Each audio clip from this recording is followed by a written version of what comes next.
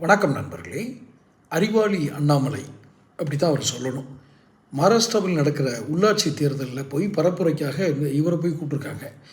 அது ஒரு ஆர்எஸ்எஸ்ஸில் ஒரு பகுதியில் இருக்கக்கூடிய விஷமுல் தயாரிக்கும் ஒரு விஷமுல்களெல்லாம் உருவாக்கக்கூடிய ஒரு பிரிவு தான் இந்த அண்ணாமலை மாதிரி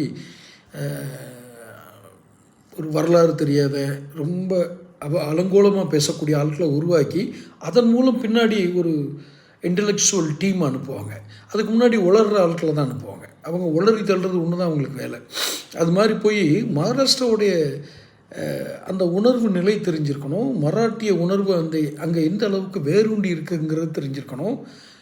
சிவசேனா கட்சி நல்லதோ கெட்டதோ அந்த கட்சி மராட்டிய மக்கள் மத்தியில் எந்த அளவுக்கு வேரூண்டி இருக்கிறது என்பதை நீங்கள் புரிந்திருக்க வேண்டும். நீங்கள் அவங்கள எதிர்த்து பேசுங்க, அவங்கள மாற்று வேணும்னு பேசுங்க. அதுலெல்லாம் சிவசேனா ஒன்றும் தலையிடாது. ஆனால் மும்பை மராட்டியத்துக்கு உண்டானதல்ல, சர்வதேச நகரம் அப்படின்னு சொல்கிறது எப்படி சொல்லியிருக்கணும்? மும்பை இந்தியாவுக்கு பெருமை சேர்க்கக்கூடிய ஒரு நகரம். தலைநகரம் டெல்லியாக இருந்தாலும் த கமர்ஷியல் கேபிட்டல், வணிக தலைநகரம் மும்பை தான். அப்படிப்பட்ட மும்பை மகாராஷ்டிராவுக்கு மட்டுமல்ல, சர்வதேச அளவில் பொருந்தக்கூடிய நகரம் அப்படின்னு தான் பேசியிருக்கணும். நீங்கள் என்ன பேசியிருக்கீங்க?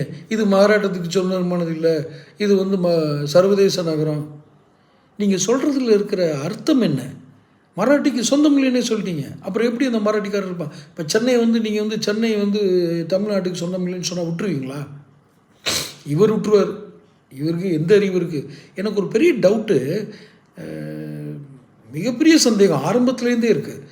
இந்த அண்ணாமலை உண்மையிலேயே ஐபிஎஸ் எப்படி பாஸ் பண்ணார்னு தெரியல.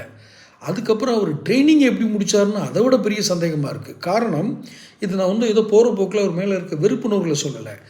அந்த பெங்களூரில் இவர் கமிஷனராக ஏதோ ஒரு அதிகாரியாக இருந்தார் பார்த்தீங்களா, காவல்துறை அதிகாரியாக. அப்போ ஒரு கூட்டத்தில் ஏதோ ஒரு மறியல் போராட்டமாக இது ஒரு கூட்டம். அங்கே இவர் போய் கட்டுப்படுத்தும் போது இவர் கண்டிப்பாக, அதாவது மிக கண்டிப்பான ஆசிரியர், மன்னிக்கணும், கண்டிப்பான அதிகாரி மாதிரி கையை நீட்டி நீட்டி நீட்டி நீட்டி பேசுகிறாரு. ஆனால் இவர் முகத்தில் கொஞ்சம் கூட அந்த ஒரு அதிகார இவர் செஞ்சிருவாரோ அப்படிங்கிற பயத்தை ஏற்படுத்தக்கூடிய எந்த உணர்வும் இல்லை.